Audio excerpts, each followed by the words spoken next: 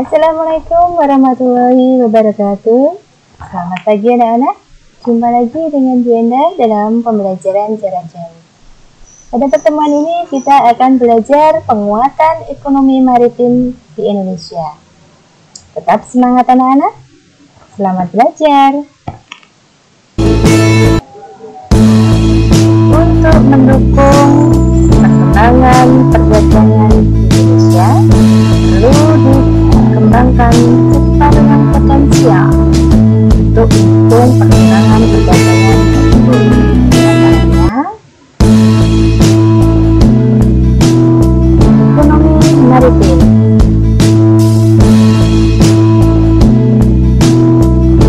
agrikultur,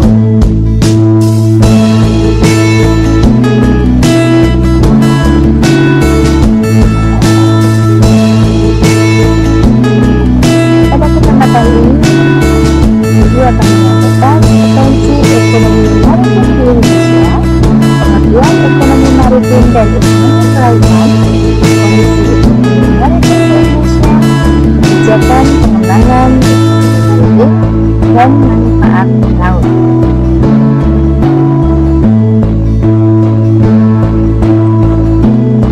Potensi ekonomi maritim di Indonesia. Indonesia merupakan negara kepulauan. Secara geografis, Indonesia berada di antara dua benua dan dua samudra. Letak Indonesia di persilangan ini sangat menguntungkan Indonesia. Di samping itu, Indonesia sebagai negara kepulauan yang memiliki potensi laut yang sangat besar dan sangat bagus untuk dikembangkan.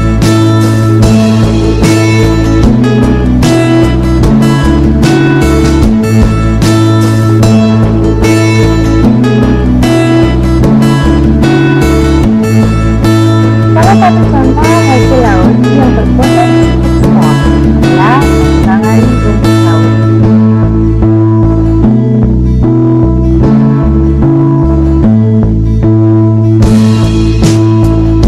Pengertian dari ekonomi maritim. Ekonomi maritim merupakan kegiatan ekonomi yang mencakup transportasi laut, produksi galangan kapal dan perawatannya, serta pembangunan dan pengoperasian pelabuhan, serta industri dan jasa yang terkait.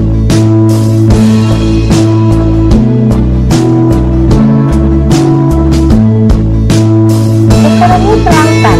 Ekonomi kelautan merupakan kegiatan ekonomi yang dilakukan di wilayah pesisir dan lautan serta daratan yang menggunakan sumber daya alam dan jasa-jasa lingkungan kelautan untuk menghasilkan barang dan jasa.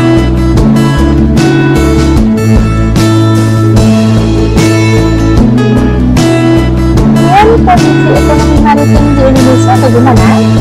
Pembangunan di bidang kelautan diarahkan untuk mencapai 4 tujuan, yakni pertumbuhan ekonomi tinggi secara berkelanjutan, peningkatan kesejahteraan seluruh pelaku usaha, terkhusus pada nelayan, pembudidaya ikan, serta masyarakat yang berskala kecil, memelihara kelestarian lingkungan dan sumber daya kelautan, menjadikan laut sebagai pemersatu tegaknya kedaulatan bangsa.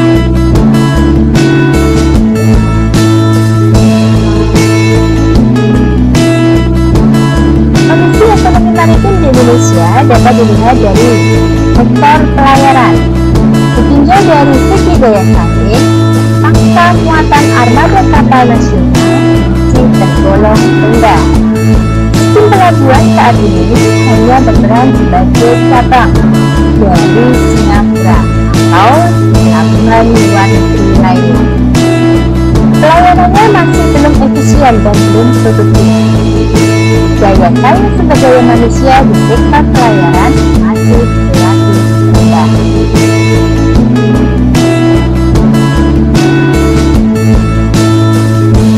Sektor perikanan.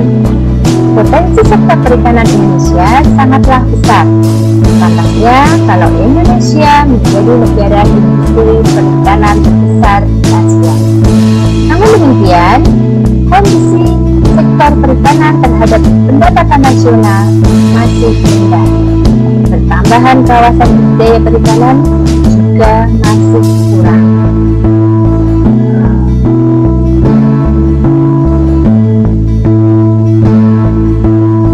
Sektor pariwisata bahari. Pengembangan pariwisata bahari diyakini dapat mempunyai efek berganda yang dapat menyerap tenaga kerja, meningkatkan pendapatan masyarakat, mendatangkan devisa, ya, karena banyaknya wisata yang berasal dari luar negeri. Kemudian strategi dan kebijakan pengembangan ekonomi maritim di Indonesia. Kebangkitan ekonomi kelautan Indonesia ditandai dengan perubahan paradigma pembangunan nasional. Hal ini akan memacu berbagai produk kebijakan publik, infrastruktur, dan sumber daya finansial yang terintegrasi menunjang pembangunan kelautan. Satu, membangun sekolah pelayaran dan perkapalan untuk meningkatkan kualitas sumber daya manusia, memberikan pelatihan kepada nelayan, peternak ikan, dan pelaku ekonomi, melakukan patroli laut untuk mencegah masuknya dan beroperasinya kapal selam, melakukan penindakan terhadap kapal yang melakukan pencurian ikan, melarang beroperasinya metode penangkapan ikan yang merusak ekosistem laut. Kemudian, manfaat laut. Apa saja manfaat laut? Kalian perhatikan video berikut. Laut bermanfaat sebagai tempat berwisata dan hiburan. Laut bermanfaat sebagai tenaga alam pembangkit listrik.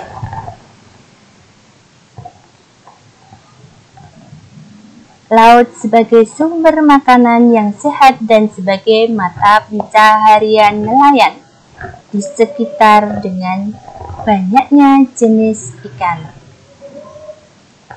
Laut sebagai jalan mengangkut barang dan jalur transportasi bepergian antar negara. Laut sebagai sumber mineral yang dipakai untuk kebutuhan sehari-hari. Laut berpotensi sebagai sumber minyak bumi dan bahan tambang yang melimpah. Laut sebagai penghasil oksigen yang berguna bagi manusia. Laut sebagai penghambat pemanasan global.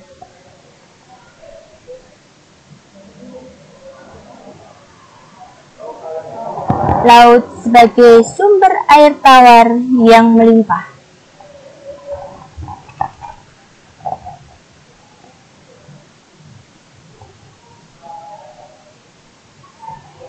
Air laut bisa kita konsumsi sebagai air tawar, asalkan terlebih dahulu melalui proses desalinasi.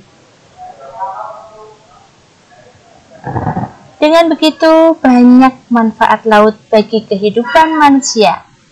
Kita dapat mengambil secukupnya, manfaat tanpa merusak apa yang ada di dalam laut.